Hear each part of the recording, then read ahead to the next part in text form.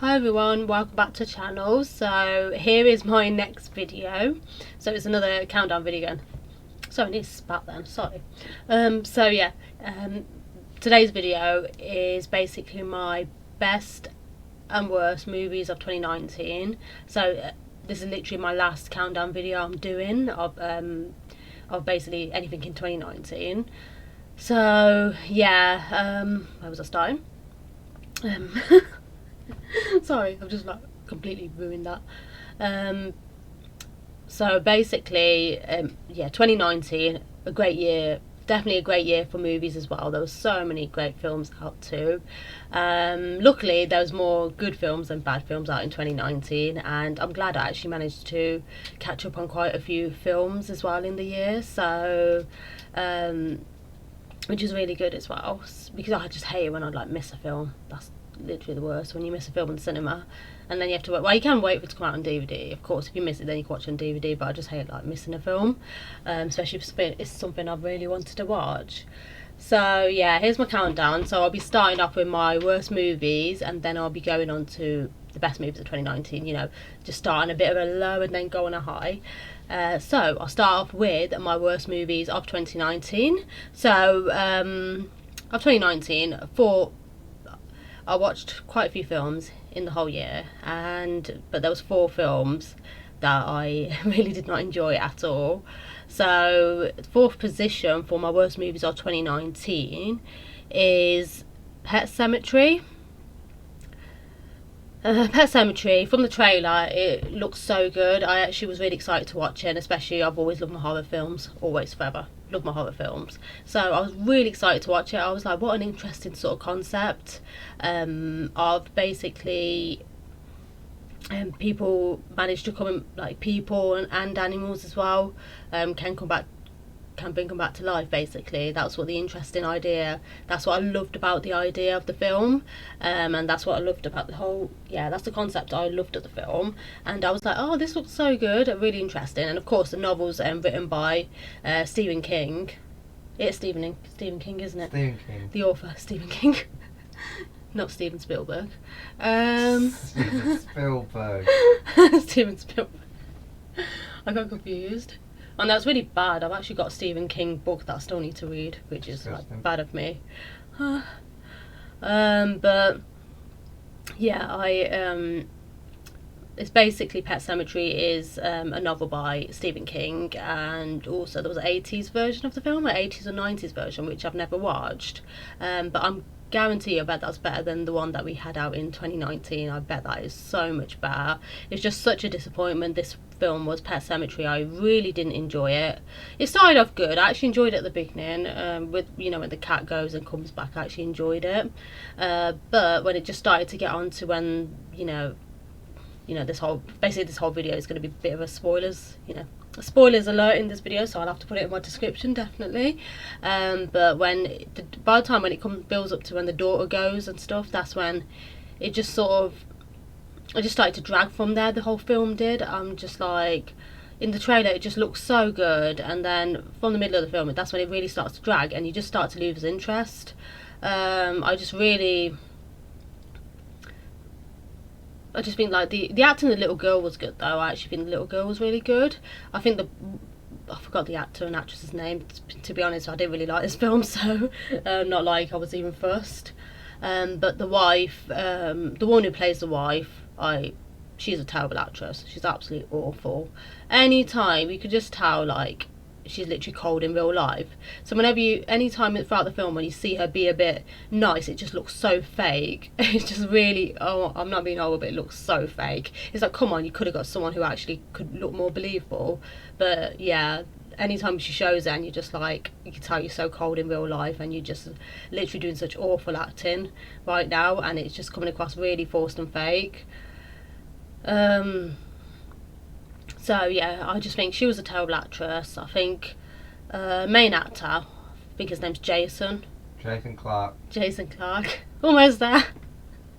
Jason Clarke, who I've seen him in other stuff, and he actually is a good actor, but then in this film he was very like, he was good at times, but then at times he was really like bland as well, and I was like, what is going on? I just don't think he really maybe enjoyed enjoyed shooting for this film or something. Maybe you just didn't enjoy it, because you do get some good actors that they'll do a good acting job, but then they'll seem to do a bad acting job if they're not interested in the role, or if they just think like the film's just shot badly, I don't know, like made badly, and they're just not agreeing with it, I don't know, or they're just doing it for a paycheck, so then they just don't really do much of a good acting job. Some actors do that, and I think with Jason Bourne in this film, that's what the case was with him as well.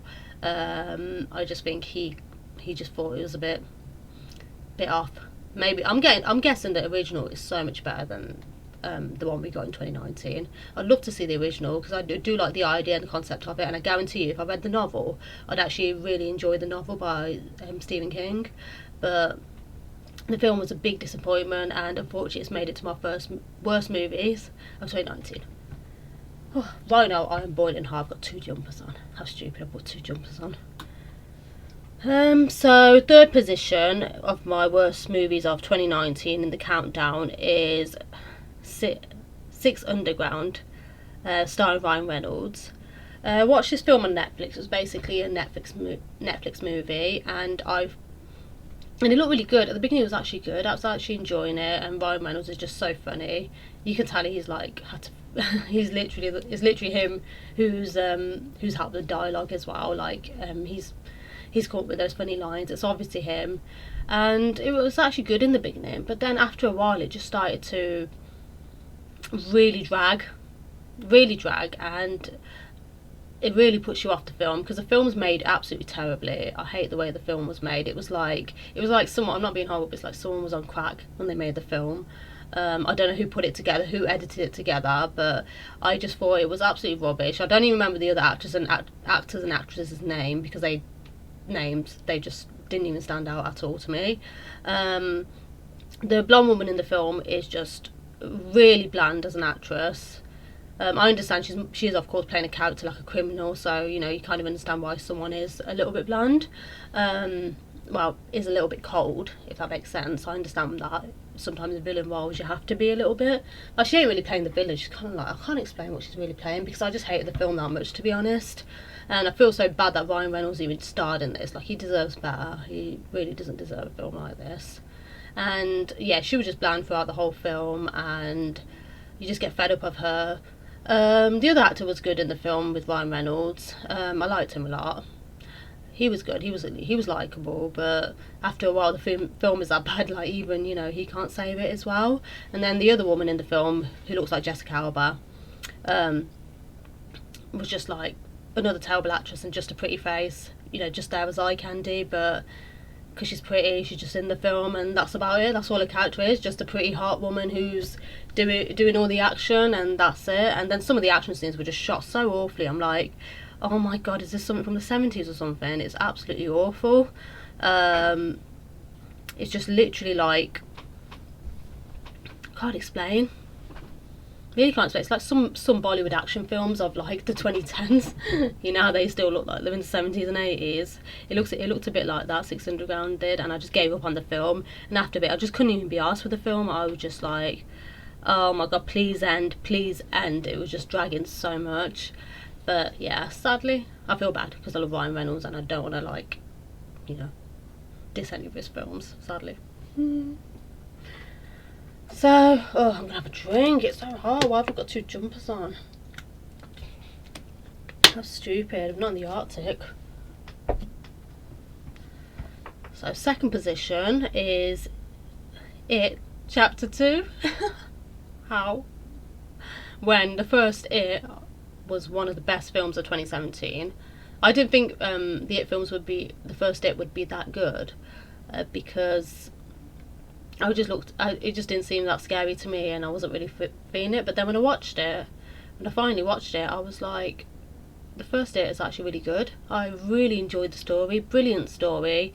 It wasn't never bored, kept you engaged throughout the whole film. You were just like, oh, what's going to happen next, It's just absolutely brilliant story, and the kids were just brilliant actors as well. They've done such a good job in carrying the film. And Alexander Skarsgård's brother, who plays it, is a brilliant actor. Sorry, I can't remember his name. Bill Skarsgård. Yes, I think that's his name. Oh my god! Sorry, it's the first time I've seen him in a film, so that's the reason his name's not staying in my head. But I was a fan of Alexander from True Blood, so his brother's just a brilliant actor as well, and he's brilliant at playing it too. And I absolutely love the first It, but this second one that's come out this year, I was actually excited for. I was like, the first one was good, you know, I'm excited to see this one. So I finally saw the second It Chapter 2, and from the trailer it looked really good, and I was like really excited to watch it. And then when I watched it, it was alright at the beginning. I actually enjoyed it at the beginning, but then as it started to get, after a few scenes, it just started to really drag.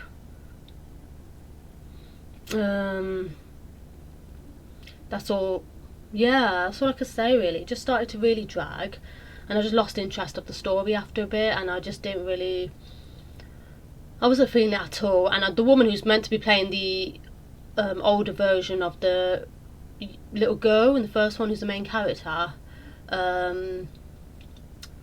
like that actress in It Chapter 2 who's meant to be playing the older version of her, was just absolutely awful. And I was like, come on, the little girl was such a good actress and you're just absolutely an awful actress. I'm like, why would they pick someone terrible when the little girl was such a good actress in the first It film? And I was just like, I can't be arsed. And it was just like all these like such good actors were actually, the other actors are good in the film as well, and it was just a shame that it was just a shame. Just a shame that it just couldn't like save the film. I just really didn't get into it. I probably will watch the rest of it because I only watched like the actually, I know it shouldn't really be on the list because I've not fully watched the film, but you know, when a film's just dragging that much, you have to turn it off. I'll probably just like watch the ending and see what happens, but at the same time, I don't think I feel like it. That's the only reason it's on my worst movie list, because it just drags so much at the beginning. Maybe it's a good ending to it at the end, I don't know, but it really did drag. And it was a disappointment compared to the first one. I was like, oh, yeah, it just feels a bit a letdown. So I already made. So my number one position of the worst movie of 2019 is The Curse of La Llorona. So I said that completely wrong, but I did do a review of this movie on my channel a few months ago when I did watch the film. And what can I say about this film? Awful. Absolutely awful. They've just ruined a myth that is actually quite interesting, how this woman who's a ghost takes away your kids because she murdered her own kids. And it's just like such an interesting Mexican myth, but the film just completely, this film should never have been released. It completely ruined it. It started off interesting, and then after a while just lost interest. Like, it just shot in LA and it's meant to be an American family. She starts to haunt out of nowhere, and it would have been much more interesting if it was set in Mexico. Way more interesting. It just, like, you know, where the myth originates from. And in this film, it's just like, yeah, just shot it at a studio in LA somewhere, you know, whatever. We'd have to bother with this. Let's just get this myth and make money from it, whatever, ourselves. And, you know, it just kind of just ruined it a little bit. I don't know. It did, yeah. Completely ruined it, and I just didn't like. And I just did not like the child actors. Were not good. The mum was a terrible actress as well, and I was like, please at least care. The priest at the end of the film, awful actor as well, and I'm just like, what is going on? The only character was literally the woman. The woman Patricia, who at the beginning of the film was like locking her kids away in the closet because she's trying to get up, save her kids from La Llorona. She's the only good actress in the film, and everything else was just terrible acting. The way it was done was just awful, and there's some scenes in it where you just like question, what, like, why would you do that? It's just like, I don't know, they completely ruined this film. It is the worst film of 2019, and I just gave up on it watching it. And the amount of times they show La Llorona's ghost in the film, you literally just give up. I mean, you give up. You're like, why are you showing it this many times? You show it that many times that you're not even scared of her anymore. You're like, you just laugh her after a bit. You're just like, oh my god, why would you just ruin it straight away? Ruin the spice straight away. What is the point? But yeah, so that is my worst films of 2019 list. That is my countdown. There's only 4 films anyway. So now I'll be moving on to my best movies of 2019. So yeah, let's go. So what I'll be doing, I'll be going basically starting from the bottom and then going to the number 1 position, and I'll reveal to you what my number 1 favourite film of 2019 is. So I'm starting from 17th position. So 17th position of the best movies of 2019 is Gemini Man, which is starring Will Smith and I can't remember her name. Isn't it Elizabeth? Sorry, Mary Elizabeth Winstead. It's a long name and I'm rubbish at remembering names anyway. So starring these two in the film, and Will Smith is basically in a, as you can tell from the title, in a double role in this film, and I actually really enjoyed the film at the beginning. It was I actually loved it. I loved the film throughout, but my only issue is, the only reason it's like at the bottom of the list of like my best films is because it started off good, and then I loved Will Smith's acting. He's just such a brilliant actor. Even he would just like always do a good acting job. You'll never be disappointed with Will Smith. I think he's just such a natural. He's what a legend. I've loved him from watching Fresh Prince of Bel-Air since I was a kid, so I have loved that man for years. He's just absolutely brilliant. And in this film, I think he was just so convincing in his role. I loved the characters he played. I absolutely loved both of the characters in the double role that he played, and he really, throughout the whole film, had done a great acting job. And oh, thank you. Alcohol. Oh, thanks. Well, thanks for that. Can't complain. I'm just useful for that. That is so nice of you. Whoa. Oh my god. Is that Bailey's? Baileys, yeah. Bailey's. Oh my god, it's Bailey's. Bailey's, exciting. Let me have a drink. Actually, I'm gonna have a drink right now. Why not? While I'm just doing my best movies 2019 video. Oh, that is nice. I've not had Bailey's in years. It's actually really nice. Thank you. Yes, sir. Yeah, throughout the whole film, Will Smith was just absolutely brilliant. I love his character, and you just feel for his character as well. Both sides of his character, you just feel so sorry for. The character that's at his current age, you feel sorry for because of the way he gets betrayed. You feel so bad for him. And then the young version of his character, which, bit of a spoiler alert, is not technically, of course, his young version. It's basically like, what is that word? Clone, but the Clone. That's it, clone. So he's just, the young version of the character is just a clone of Will Smith, and he's just basically been, since they made him, he's just been trained to fight. And he also, you watch him you do feel sorry for him because he's so blatantly getting used as well. And it's just brilliant how both of the characters, Will Smith in the double role, both the characters actually really get along with each other as well. Towards the end of the film, at the beginning, of course, it's like, clashing with each other. But then the younger looking version, is actually ends up helping him towards the end, which is really good. It's good for them to do that. And I just loved and one thing I loved about the film is also what I absolutely loved this part towards the end of the film was when they got another clone of Will Smith as well, and the way I just love this scene. I think it was made really well, this action scene was, and the way he's like climbing on the wall, but he's like got this really cool outfit on. It's just like a really cool action scene. So he's like an extra clone out of nowhere, because of course they obviously realise that the original clone is going to help Will Smith's main character. So of course they send out another one. and I just love the way they done that. I love that big reveal to the film as well.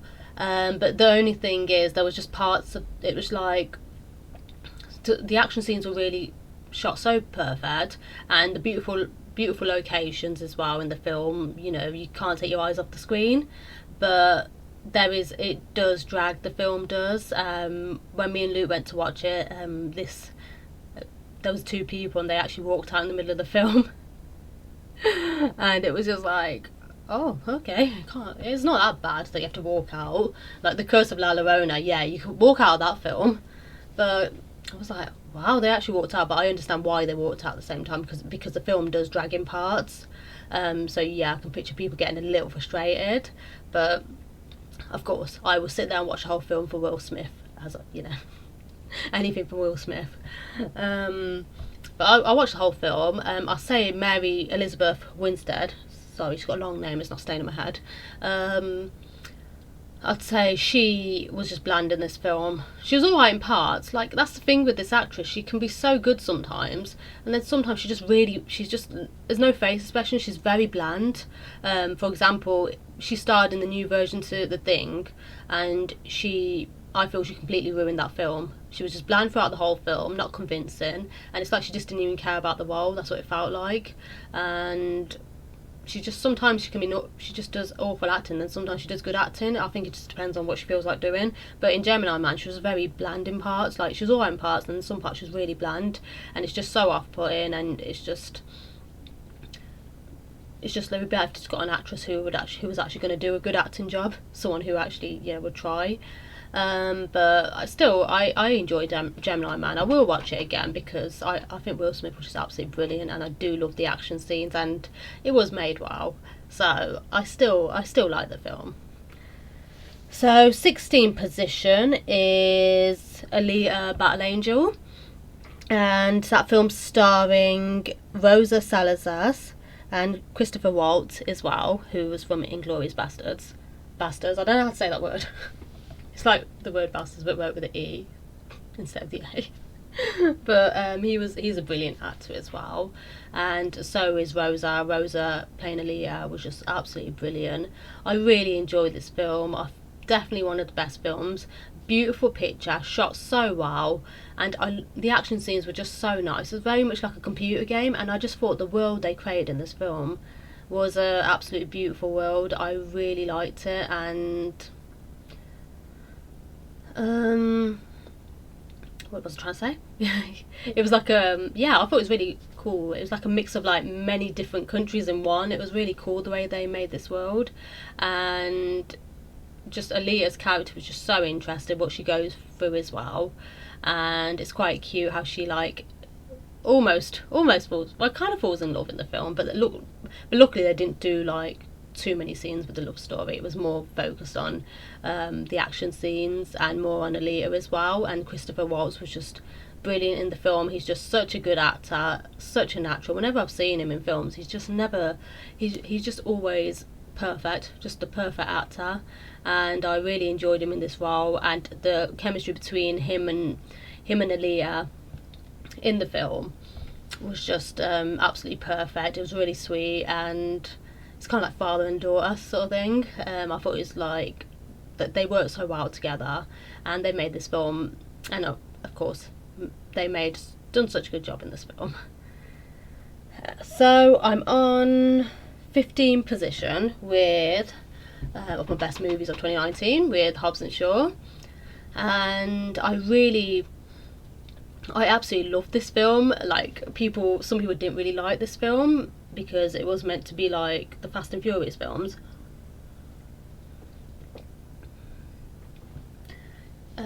Sorry, take a sip of my drink. So it's meant to be, as it was meant to be part of the Fast and Furious franchise, but I think people were disappointed because trying to think why it could be. I think it wasn't, to them it wasn't like the other Fast and Furious films. It's for me.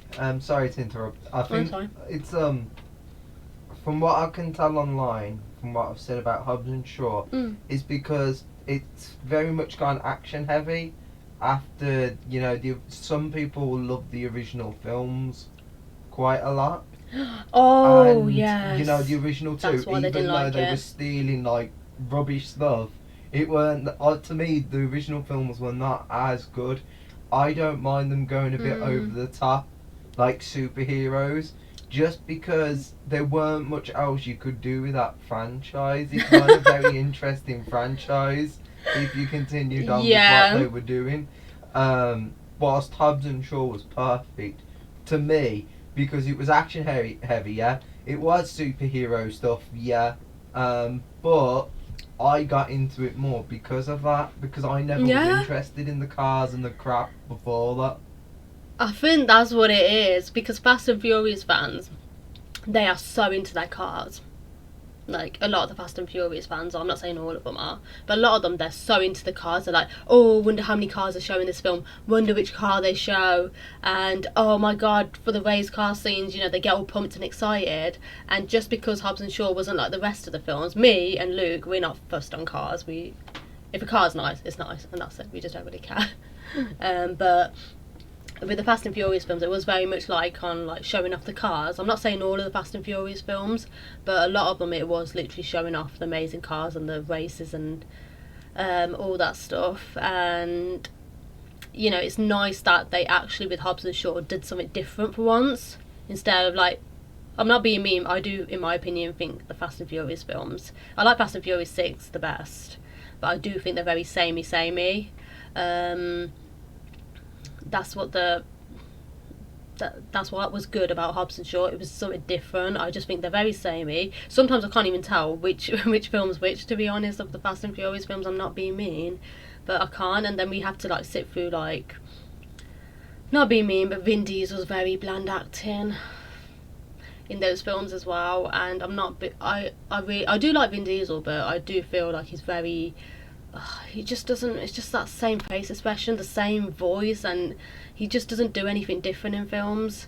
I feel so bad saying this because I do like him, but throughout all of those Fast and Furious films, that's all you get. It's just, he's just the same in all of them, and I just feel like he's still playing his pitch black character, which he was perfect for Pitch Black, because I think he worked well with those films. So he worked with that character, he was perfect as that character, but I just think he just played that character in like every film after that. But I loved him in that what was it again, The Pacifier. I love Vin Diesel in that film. He did make me laugh in that film, but in the Fast and Furious films he's very bland, and I just don't think he's that likeable, and I don't mean to be mean, and I personally think Paul Walker was much likeable in those films than Vin Diesel. I think Paul Walker's just, we all know, is naturally such a good actor, and he could play different roles, and it's a shame what happened to Paul. But yeah, I'm glad they did Hobbs and Shaw. It was just something different, and yeah, like Luke said, it was kind of like a superhero style a little bit. And I think Jason Statham, The Rock, and Idris Elba were just the best part of those films. I absolutely loved them three in this film. They're all so likeable, brilliant actors. Idris was amazing as the villain. He'd done such a good job, and yeah, I really enjoyed it. I just think it was good to actually have a Fast and Furious film that was more based on story than just like, oh, look at the cars, look at the races. It was just good to have a little bit of a change. It was good that experimented with something different, and I really enjoyed Hobbs and Shaw. Me and Lou loved it so much, and I'm not a fan of the girl in the film though. I don't know why she gets quite a bit of work. I'm not being the blonde girl in the film who's in the beginning when the scenes in London. I don't know the actress's name, sorry, but I just find her an awful actress. I don't know why she gets taken every time. I think she was in one of the Mission Impossible films. I think it's her. But I'm not a fan of her though. When she was on screen, I was like, oh no, why? But other than that, everyone else was just brilliant in the film, and I just loved the scene when The Rock goes back to, which island was it? I can't remember which island it is, but when he goes back to where his family live and everything, those are some of the funniest scenes in the film. I actually really enjoyed that part of the film as well. Absolutely hilarious, and The Rock's just so funny no matter what, always. He's just brilliant in every film really. He's like amazing like Will Smith. But yeah, so Hobbs and Shaw, definitely one of my favourites. So, what are we on? Oh, I love this film. Okay, so 14th position is Better Days. It's a film, a Chinese film. I think they speak Mandarin in it though. Mandarin. Yeah, it's Mandarin. They speak in the film, so the film's in Mandarin. And me and Luke went to watch this film on Luke's birthday, and it's basically starring, if I can't say the names right, Zhao Donggu, who's the female lead actress, and Jackson Yi. And what's funny about this, I read about this, that the actress is 27 and the actor's only 19 years old, and he's like a Chinese singer as well. And I was just like absolutely shocked, because the girl looks so young, they look around the same age. But I was like, whoa, it's massive. I can't believe the age difference is it's absolutely brilliant though, because he's only 19, Jackson Yi is, and he was just so brilliant in Better Days. I absolutely loved him in this film. I think he was definitely the best part of the film. Like, he's only 19 and he is just such a brilliant actor, and he was really, because with the film, it's mainly about bullying that goes on in schools, and the film was to raise awareness of bullying, how badly people get bullied as well, and what extent bullies can go to, and what can happen as well. Also, what was I going to say? And also, there's a part in the film where this girl at the beginning who's getting bullied, she sadly commits suicide because she can't take it anymore. And it's just, and then of course they start to bully the main character, who's Zhao Donggu. So they start to bully her in the film, and it's just so awful to watch, because it makes you, like, it even shows like what bullies actually think in their head as well. Like, they will actually blame the person, the victim. They'll have the cheek to blame the victim and say it's the victim's fault. They get bullied because they're this and that, they're like this, and they shouldn't be like this. Then should they? Then we won't bully them, which is just so pathetic. And they don't even like feel any sadness for the girl that commits suicide. But the girl that's playing the main bully, oh god, I can't remember the actress's name, but she was a brilliant actress as well. She was such a good villain in the film. And there's parts of the film where you just like, oh my god, you just feel so sad. You almost feel like crying, because it's just so horrible the way she gets bullied in the film. You just feel like, you just get so angry watching the film. But they've done such a good job in raising awareness of bullying, how it can affect people mentally as well, and how it can even affect them in the future too. And I just wish there was more awareness, more bullying awareness, even more. And Jackson Yi, the actor in the film, I think he had a big part behind the film as well, because at the end of the film right when the film's finishing, he even speaks a little bit about bullying as well in a little video clip after the film. And he was definitely part of the film, but he was just so good in the film, such a brilliant actor. He's so likeable, like, I just couldn't believe it. I couldn't believe he's only 19 years old. Like, that's just shocking itself. What amazing acting. He took over. I think he really did take over the whole film. I think the actress was good in the film, Zhao, but at times she could be quite bland. She was good in parts, but in parts she was very bland as well. But I just think he was just that likeable and just such a brilliant actor. It was just like, how is he only 19? And he's just carrying this film so beautifully and so well. And one thing I loved about the film, it really showed the real side of China as well. Like, because Zhao's character, she lives basically in poverty, so it's actually good to see the real side as well, of other countries as well. It's good to see the real side. It's a bit like Slumdog Millionaire, how it's like good to see the real side of India, that sadly the people that live in poverty, what they go through every day. And it's good to see in Better Days, it's good to see that in China as well. But yeah, I absolutely love this film, and it'd be good if there was more awareness for bullying. So my next film is number 13 position, Dragon Ball Super Broly. So I absolutely, this film's so funny at the same time. I really enjoy this film. I've never really watched Dragon Ball Z until Luke introduced me to it, because all these years I used to think it was Digimon. Disgusting. Sorry. I used to be a Pokemon fan as a kid, but then when Digimon came along, I didn't like Digimon. I really wasn't a fan of it, and then I thought of Dragon Ball Z all these years with Digimon. I used to avoid it like the plague.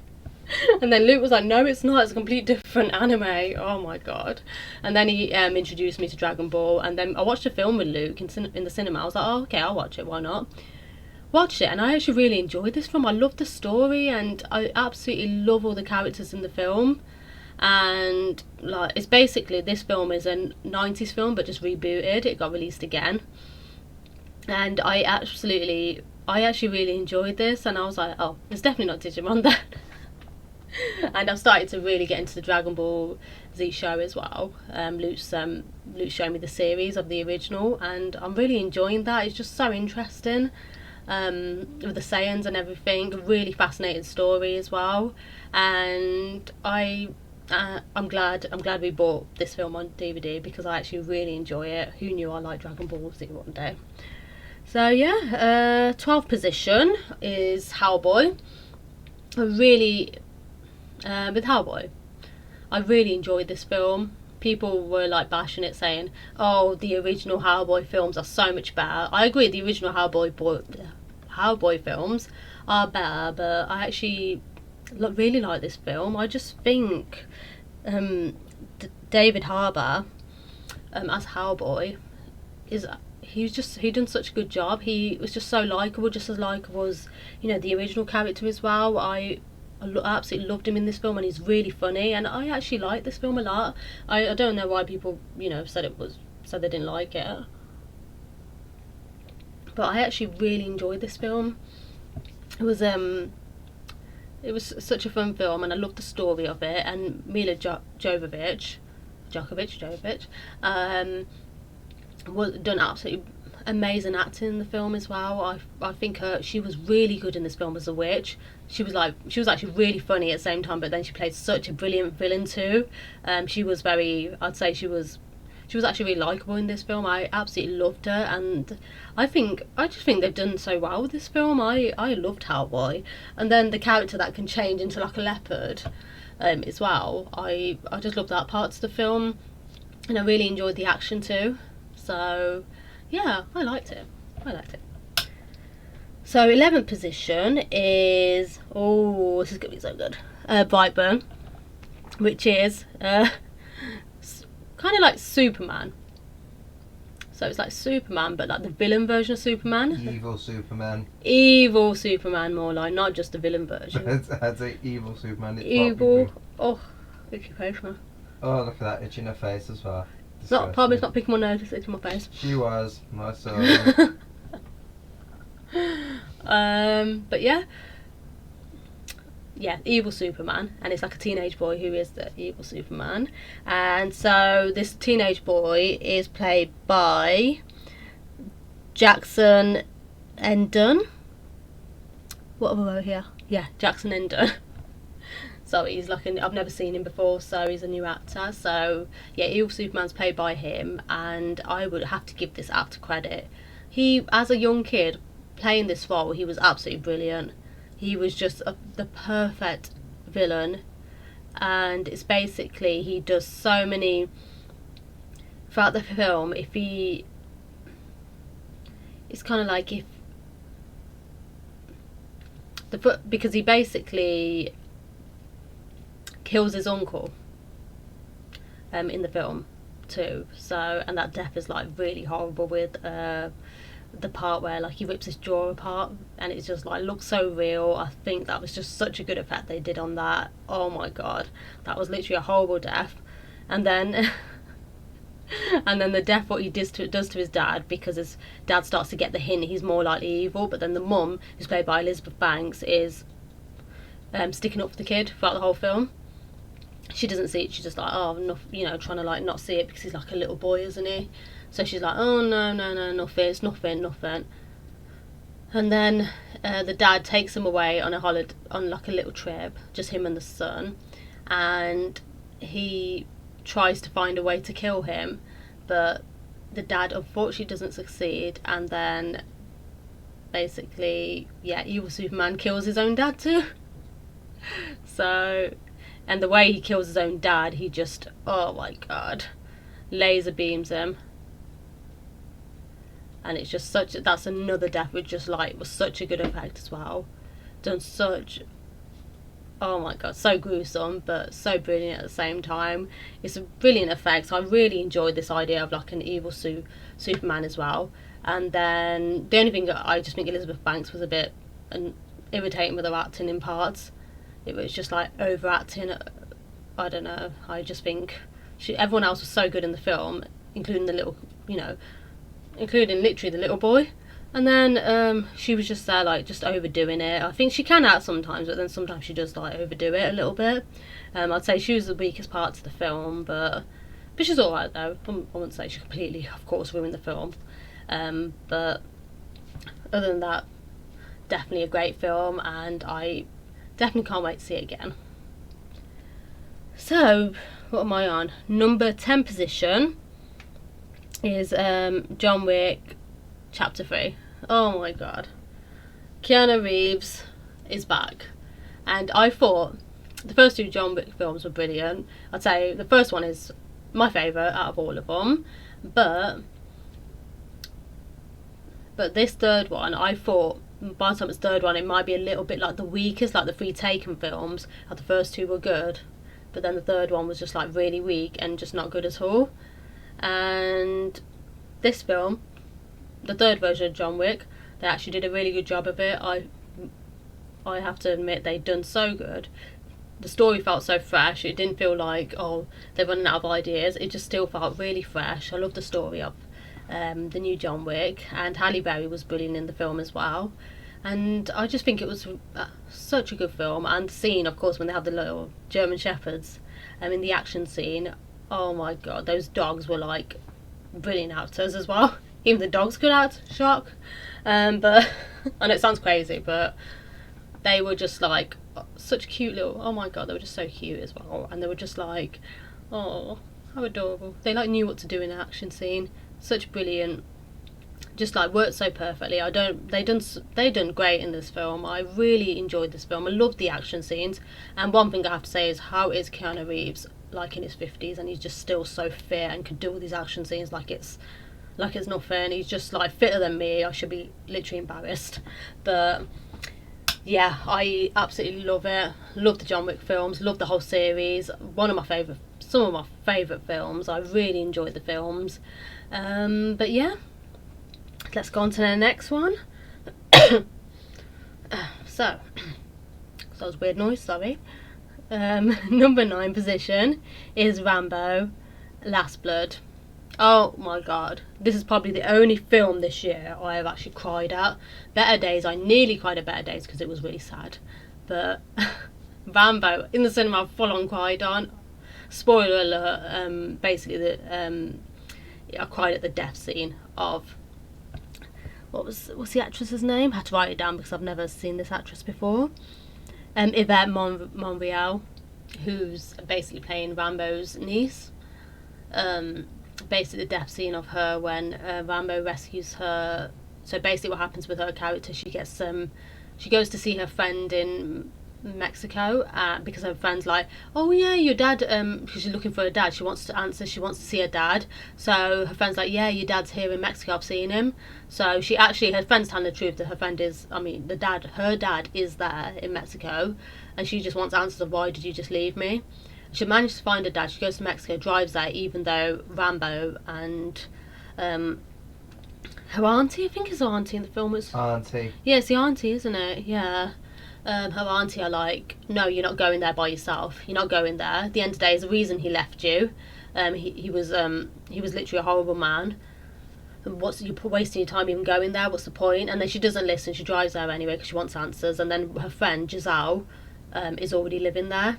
So she goes to see Giselle first, and then she goes to her dad's house. So she sees her dad, and she asks her dad, why would, I just want answers. And her dad's like, I don't want anything to do with you. I've got my own family now. Dad's just a complete arsehole. So of course she's like really upset. And then what happens is she gets taken. She goes to a club with Giselle because it's night time. She can't really drive back. It's just too late. And Giselle's like, let's just go out. Let's just go out and get drunk. And then she goes to a club, and then she basically, her drink gets spiked. Her drink does get, yeah, that's what happens, doesn't it? Yeah. Yeah, her drink gets spiked, and then that's how she gets kidnapped, and then they try to like use her as a prostitute, and they keep giving her drugs as well, and it's just really sad. So she's already in such a bad state, and then Rambo gets to Mexico and rescues her from there. But then of course on the way back, when he rescues her and takes her back to America. Then on the way to America, sadly, you know, she passes away, and oh my god, I actually cried in the cinema at that scene. How embarrassing. It was just so sad. It was just brilliant acting by Yvette and Sylvester Stallone as well. Brilliant acting between the both of them, great chemistry, and just beautiful, just like such good actors. Both of them just so good in that scene, and I think that's why he just looks so real, so convincing as well. So no wonder, cry like a baby. But yeah, it was just but then of course, like, the men who kidnapped her come after Rambo in the end, and then he just home alones all of them in his house, which is just brilliant to watch. I love those scenes at the end too. I just think Sylvester Stallone, another man, how is he like older, and he's literally so fit, like in such good shape as well, and doing all these action scenes like it's nothing. He's just amazing, so good to watch. And a lot of people didn't enjoy this film, unfortunately. I really enjoyed it. It's just like an 80s, 90s style film. I just think it's just like, you know, the original Rambo films. I really enjoy them films. I'd say my favourite one is the one that came out in 2008. I think that's my favourite Rambo. That is my favourite Rambo film. And I like the second one as well. So they're my favourite Rambo films. But this one was just as good as them. I don't know why people didn't like it. They were just, you know, like, oh, this and that and this, oh, how immature, he home alone's them and stuff like that. And I'm like, what do people want then? It's just like the original Rambo films. I really don't know why people were so disappointed, but I really enjoyed it. It's one of my favourites of the year. So I have number 8 position is Detective Pikachu Pokemon, with Ryan Reynolds playing Detective Pikachu, and I love this film so much. I love that they've done all the Pokemons back, and it's just such a funny film. And the best part of the film is Ryan Reynolds. I really enjoyed him in this film. He was just so funny, likeable, and then of course what gets revealed at the end is just such a good ending. I think it was such a funny film. I've shot so well. What can I say about it? I really enjoyed this film, and he's just so cute as Pikachu. You can't get enough. Throughout the whole film, you're just like, oh, throughout the whole film. And I think I'm just glad they got Ryan Reynolds, out of all people, to play the Pikachu role. And also Ryan Reynolds was in Hobbs and Shaw as well. He's only in a few scenes, but he was brilliant in Hobbs and Shaw. He was definitely one of the people that were just so good in the film. But what an actor, and just some really funny dialogue. It's not just for kids, I warn you. Detective Pikachu isn't. It's actually a bit of adult humour in it. Adult humour in it as well. If I can talk, a bit of adult humour in it too. So I loved it. Loved it so much. So number 7 position is Avengers Endgame. Oh, sadly, the last Avengers. I was never into the Avengers films until Luke introduced me to them. I never really watched them at all. I just didn't really think I'd get into them. But then Luke showed me them, and I was like, oh my god, they're actually really brilliant films. Great action scenes, shot so well. Everyone can act in the film. Brilliant characters. Like, I can't believe it. Like, Luke really got me into the Marvel universe, and it's just unfortunate what happened with Stan Lee, and he'll be definitely missed. Rest in peace, Stan Lee. But I never really was into Marvel, and then Luke got me into Marvel, and I was like, what? I can't believe I've been missing out all these years on these amazing characters like Captain America, Iron Man. Oh my god, like, what was I thinking? I but I absolutely loved Avengers. I just loved the way all the films came together. All the films came together at the end, and it was just such a fun film. Absolutely brilliant, and just loved the big fight scene at the end as well. The action scenes were so good, and of course it was like the last of Tony Stark, Iron Man, which was just so sad to see. That was such a sad death scene, and I was just like, oh my god, it's just a shame, you know. But people said it made sense why, you know, he basically went in the film. But a lot of people loved Avengers. They absolutely loved it. A lot of people really enjoyed this film as well, and I'm just looking forward to see what comes out more of the Marvel universe as well. But I just don't like the way Captain America has just been like pushed in this film, like trying to make her look good, and I just think Captain Marvel. Why did I say Captain America? No, Captain America. Oh my god, I love Captain America as Chris Evans. Oh my god, I can't believe we just did that. They shouldn't have two similar names. It's very confusing. Oh my god, I'm so stupid. But Captain Marvel, as I've made a review before of like why I do not want to watch Captain Marvel at all, and it looks awful as well, Captain Marvel does. I just think it's just too much like of the modern day feminist like stuff just getting thrown in our face from Captain Marvel. And I just think in this film, I don't know why she was even pushed. I really don't know why she was pushed, and they're trying to make her look all good. And from the looks of it from this film, it looks like they were trying to do like a female Avengers. And I'm just like, okay, I understand. It's just trying to, I don't know why they're bothering trying to please, you know, feminists with this. I just don't really think it's going to be as a good film. It might be good because, you know, there's a chance of it being good, but I don't think it'll be as good as, you know, the original Avengers films. But I think they are trying to do like a female Avengers, and it's just like led by Captain Marvel. I can't even say her name properly. Captain Marvel and Brie Larson, who can't even act, led by her. I'm like, oh no. I'm just like, no, please don't do this one. Oh, I think I'll cry. But I just don't think it's a great idea. I really don't. But other than that, Avengers Endgame was a brilliant film. I really absolutely loved it, and it's a shame it's just come to an end of the Avengers films. It's such a shame. But I'm really looking forward to Black Widow with Scarlett Johansson. I think Scarlett's just a brilliant actress, and I love her in the Black Widow role. So I'm really excited for that film as well. So what am I on next? So my next one, let's reveal the next. Okay. 6th position is Us, starring Lupita Nyong'o and Winston Duke. So starring these two in the film, and many more other people, not just these two. I really enjoyed Us in cinema. Of course, Get Out from Jordan Peele, his previous film, was just brilliant. But Us was really good as well. Didn't disappoint in the trailer. It looked so amazing, so creepy as well. I'm like, I am excited for this film. Then when I watched it, I wasn't disappointed. I think great story. I think Winston, what's his name? Winston Duke. I think I've said his name.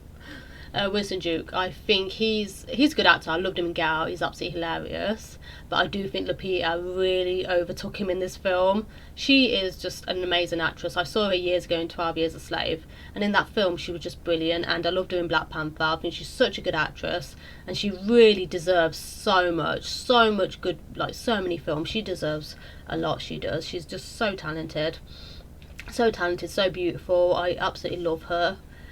And in this film, in Us, she was just, what acting she did, she carried that film so well, like carried the whole film on the back of her, like, you know, on her shoulders, sorry. She's just like so good at playing a creepy character, like in that film she's so creepy in that, oh my god, you know, when like the creepy version of her gets revealed, and she does such good acting. Oh my god, wow, just so natural. She's never off, never goes out of character. She's always in character, but then at the same time she's just that much a good actress. She can also play like a vulnerable sort of character as well. She can play a bit of both. We've seen her, you know, do everything, and I think she can just literally do any acting role that's just given to her. She'd do a good job, and she's a natural as well. So natural, nothing forced from her. And I absolutely love the story of us as well. Oh my god, I cannot believe it when it all gets revealed at the end, and you're just like, wow. And I just have no words. What a perfect little creepy thriller film. It really is just like amazing. I love her so much. So 5th position is Ready or Not. This was so funny. In the trailer it looked absolutely hilarious. It just looked kind of like a thriller sort of like, a thriller sort of crime, not really crime film, I'd say more like a thriller sort of film, but just with comedy in it at the same time. Oh, how funny is this film? I really enjoyed it, and Samara Weaving is a brilliant actress. I saw her in the Babysitter film. Like, she was good in that film, but even better in this film. She stole the show in this film. Her and Adam Brody, who used to be on the OC, I know him from the OC days, were just so brilliant together in this film. I say they're the best two in the film.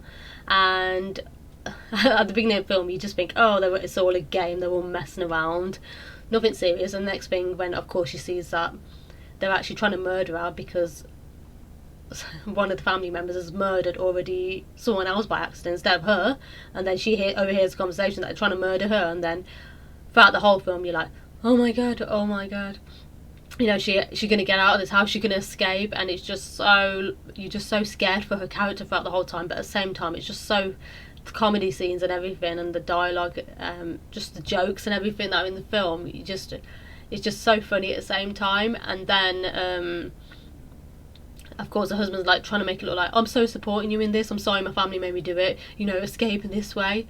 And then you think her husband's like, you know, so is innocent and just like she's taken aside, but then it gets revealed at the end, oh, so, yeah, of course he wasn't. And then you think, oh, their little ritual thing doesn't work if they kill a new bride, because it's basically in this game they've got to kill the new bride. And then for one second you think, and they believe that otherwise they will die if they don't kill her. And for a second you think, oh, I bet it's nothing, I bet it's all a myth and it's nothing. But then of course when in the end of the film they all die because they haven't managed to kill her, that's when it's so funny. And she just like pisses us off, like laughing at them all. That's what I loved about the big reveal in the film. It was just such a fun film. I actually really enjoyed it, and I can't wait to see it again. So yeah, so what I'm going to do is I'm gonna reveal, so I've got my next, so yeah, 4th position. So 4th position is Parasite, which is a Korean film. Me and Luke saw this year. We saw the trailer for it on YouTube and we were like, this looks really good. This looks kind of like a creepy sort of film at the same time, like quite, but it isn't actually like a creepy sort of film, but it looked it in the trailer. But then when we watched the film, and it was just a really good story, and I absolutely love the main character. His name, I've written it down because I ain't gonna remember. Song Kang-ho. If I've said that right, sorry if I've said it wrong. But that actor, he's just brilliant. He's playing the dad, and his wife, and he's got a son and daughter, both teenagers. And basically they're a family that are unemployed.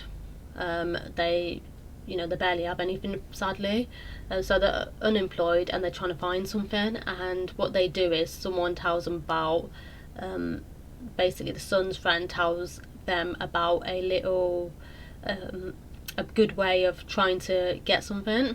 And that's for working for this rich family. So eventually the family like finds their ways to like work for this rich family. Like the dad works as a driver, the mum eventually works as basically the new housekeeper, and the daughter works as the like basically like the art sort of. I think she's like she teaches one of the kids art, and the son is basically a teacher for the girl.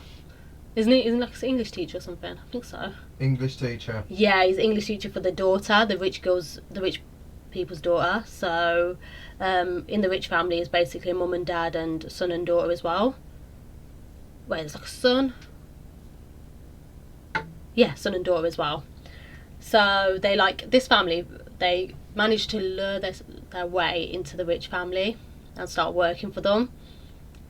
But they pretend they're not related to each other's family. Doesn't who are from a poorer background. They pretend they're not related to each other, which is quite funny. And then there's parts in the film where, you know, you think they've like caught them out, but they haven't, because there's one part where they say that the wife smells, the little kid runs up and says, oh, as in the rich kid, he runs up and says, oh, she smells, the housekeeper smells the same as the driver, which is of course their husband and wife.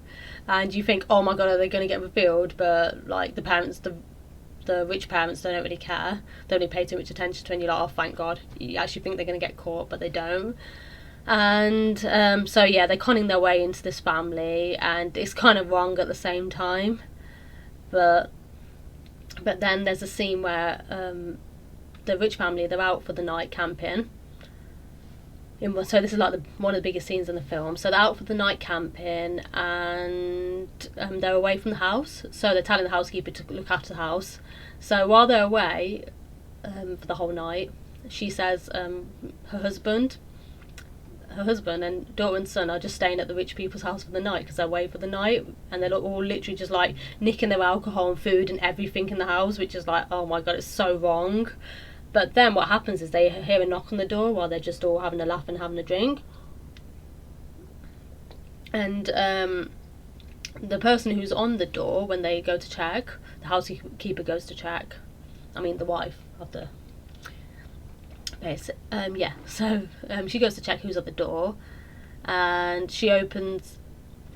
And it's basically the old housekeeper that they sacked. They found this cunning way to get her sacked, to make it look like she's got TB, in a really clever scene, which was just so clever the way it was put together. I'd say like there's some smart people behind the film. And she's like, oh, I'm the old housekeeper, I'm guessing you're the new one. Could you let me in? I've just left something downstairs, I'll be in and out in no time. And she's like, and then they're all like unsure like what to do. So of course, like the rest of family members hide, and the housekeeper, of course, the new housekeeper, because it's meant to make it look like she's watching the house. And she opens the door, lets her go downstairs, and then she's like, they're all wondering why she's taking so long. So of course the rest of the family are just hiding from this the old housekeeper. And then they're like, why is she taking so long? Then they go down the stairs, and they basically, it's like the big reveal of the film. There's a little war sort of like basement part of the house right at the bottom of the house. It's kind of like from war times, and a lot of rich houses apparently in Korea have this. That's what they say in the film. And they go down the stairs.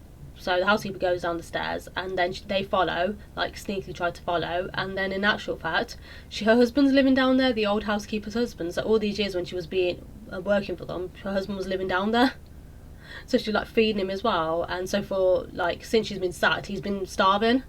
He's literally had nothing. And then she's gone, and she's like, oh, but then I think he's got a bit of like a mental health condition as well. So she's like feeds him, and like, and then the housekeeper's like, of course the wife, the people who are conning them is like, what is this? This is just so messed up. What have you done here? That is so wrong.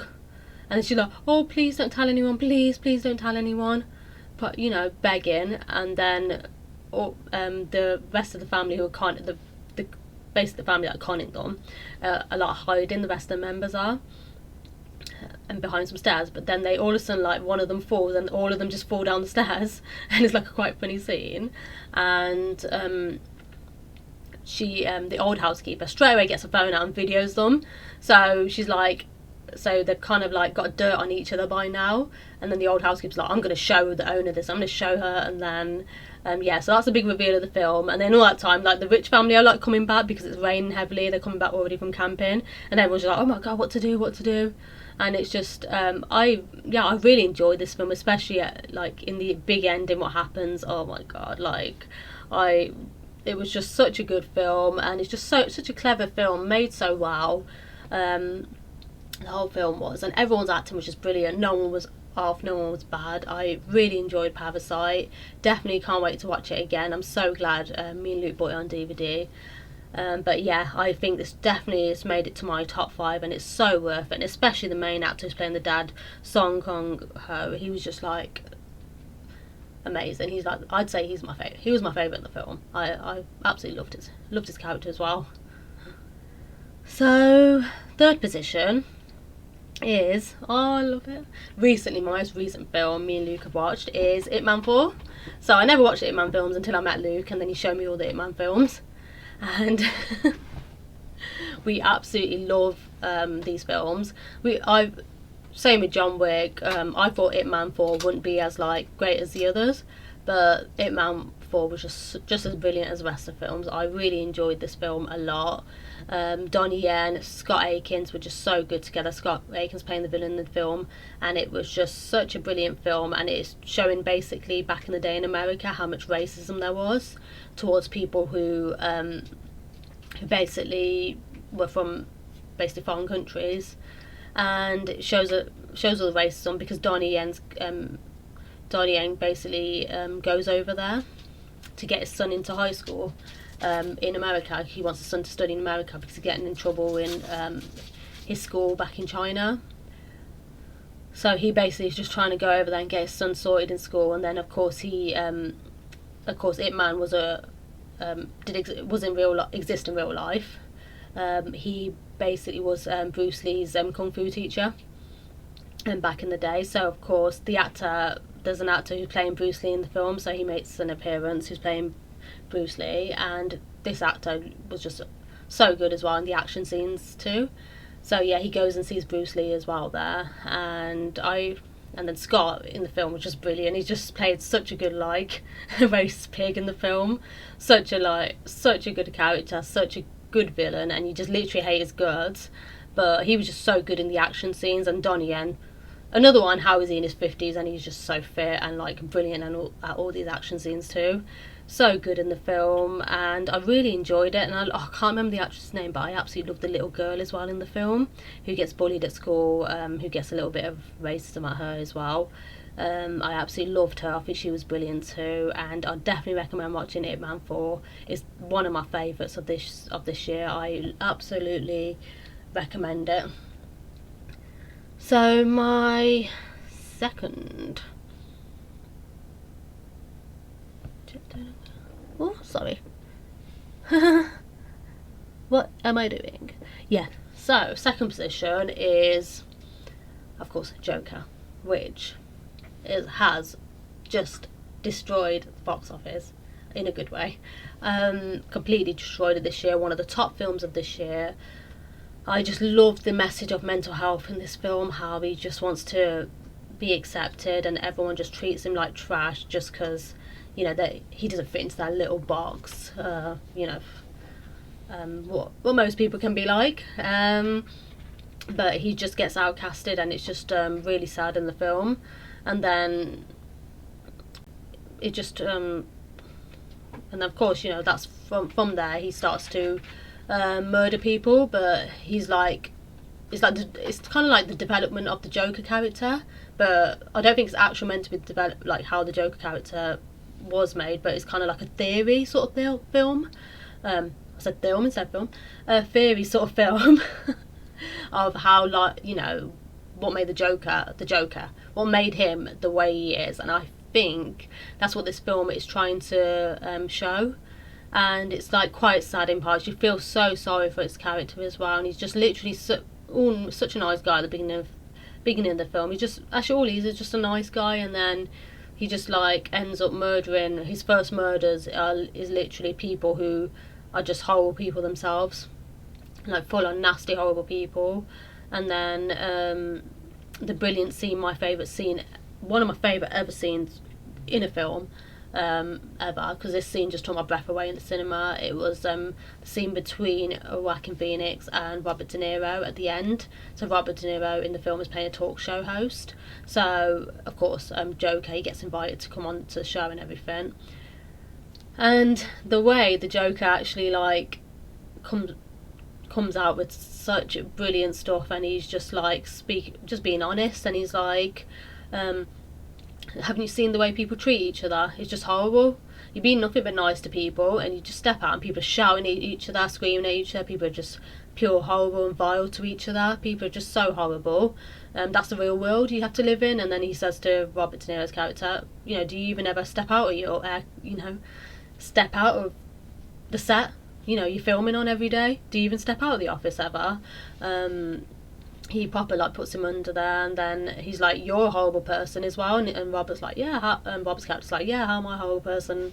You know, just such a brilliant scene. And he's like, well, you've called me on the show, of course, to embarrass me and just to laugh at me. And then Robert's like, well, you did that to yourself with what you did. And then, you know, then he, of course, you know, the big ending when he shoots Robert De Niro's character, and you're like, oh my god, that scene was just brilliant, acted out so perfectly by the both of them, just felt so real too as well. And one of my favourite ever scenes in cinema ever, like in films, is just did so well. I loved it so much. Oh my god, Joaquin Phoenix, what a brilliant actor as well.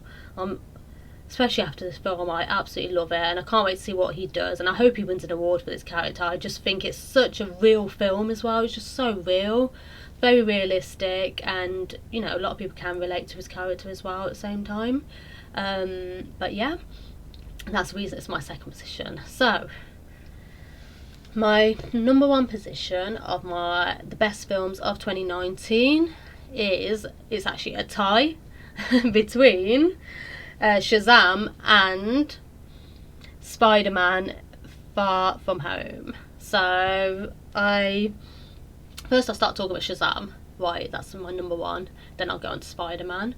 So the reason Shazam is my number one, you'd think it's a film for kids, but actually I would say it's more of a kids film, but at the same time it's just humour that adults can enjoy. It's actually really funny in parts. I actually so enjoyed it. And Zachary Levi, oh my god, he is just so good in that film. How funny is he? He's just every time he comes on screen, he just made me laugh as Shazam.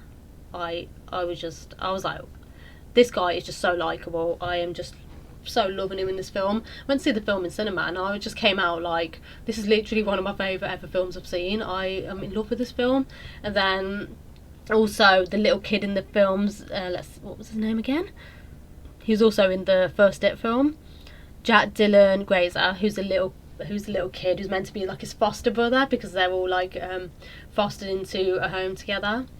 And what happens with Shazam is he's of course a little 15-year-old boy fostered into the home, and then he becomes like the chosen one to be Shazam, which is very much like a Greek sort of, I think it's like a Greek sort of character in the film. And so he's basically chosen one. So every time he says Shazam, he turns into like a fully grown man, like of course Zachary Levi. So he turns into that, and then of course he's in his superhero outfit, and he's basically the Shazam, the superhero who can fly and also has many other powers. He has so many powers in one. He's absolutely brilliant. And so my voice is really croaky right now. Doesn't help that I've been talking for over an hour. Oh my god, I've been talking for over an hour. But yeah, he's just got many different powers, and it was just such a funny film. I really enjoyed it. I loved the story of the film, and the villain in the film was just brilliant. Oh my god, what was the actor's name? Mark Strong. Mark Strong, yes, Mark Strong. Such a good actor as well, and he played such a good villain. And he of course is trying to basically fight Shazam to get the Shazam title back of him, because he was the one who was chosen before, but of course it wasn't allowed to be given to him because he got lured into temptation. And I love the ghosts in the film as well. I mean, I like the demons in the film, and they're meant to be like the 7 sins, each of them like greed, lust, and all, you know, all the 7 sins. And I just think it was such a creative idea. I absolutely love Shazam, and I'm so glad, you know, so glad I bought it on DVD. I can watch it as many times. It's literally my number one position, my favourite film, alongside Spider-Man as well. Such a good film, and I recommend definitely watching it. It's not just for kids, it actually has humour that adults can actually find funny as well. That's my reasons. So yeah, Spider-Man Far From Home, of course, who knew like the second film was going to be just as good as the first Spider-Man film with Tom Holland in? Who knew it would be just as good? This was just brilliant. I love it. They go to Europe and everything, and all of it kicks off, and of course, Jake Gyllenhaal, never say his surname, was just so good in the film. He's always been a good actor anyway, but him playing the villain in the film, of course you don't see it coming that he's a villain. You're like, oh, look at him just helping people, and of course that's a big reveal. He of course is the villain in the film, and he's just so brilliant at playing it. And you actually just can't believe it's all controlled by little drones. Everything's controlled. You can like make up all these situations because he's like a sort of like a filmmaker, sort of, I'd say the villain is. And he can just create all these different worlds, and people actually think it's all real, but he's just controlling everything by drones. Like whatever's in front of them is not even real. Just such a good job, and I love Tom Holland so much as Spider-Man. I say he's really just as good as Tobey Maguire.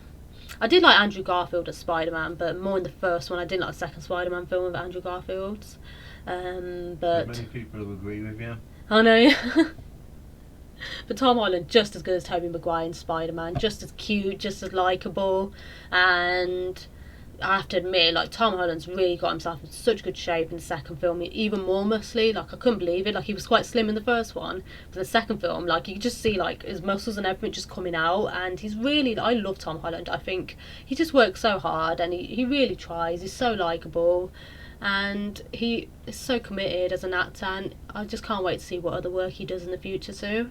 And in this film, he just makes you laugh in this film as well, so he's just so adorable at the same time. And I love Zendaya. I do really like Zendaya as well, but I do think in this film it was Jake and Tom that just completely stole the show, and you just don't see it coming from Jake as well. So good. But yeah, that's my reasons, and these are my best films of 2019. And I'm sorry it's a very long video because I did have to put my worst movies as well in the same video. But if you enjoyed this video, don't forget to leave a like, share and subscribe. And of course, if you don't agree with me on some of the decisions, then feel free to put something in the comments. I don't mind. Everyone's entitled to their own opinion, but yeah, just let me know what you think, and if you liked it, don't forget to like, share and sub. And I've just said that twice, and I definitely look forward to what new films come out in 2020. I'm really excited, and I'm looking forward to quite a few as well. What did I see a trailer of today which looked Morbius. Morbius looked really good as well, and I really want to see that film, and Black Widow as well, and Wonder Woman's out this year. I am so excited for all these films. I love the first Wonder Woman, and I cannot wait to see what comes out film wise in 2020, as I love my movies. I've always loved my movies forever. So yeah, and I will definitely see you all soon. Oh, my mouse breaks again.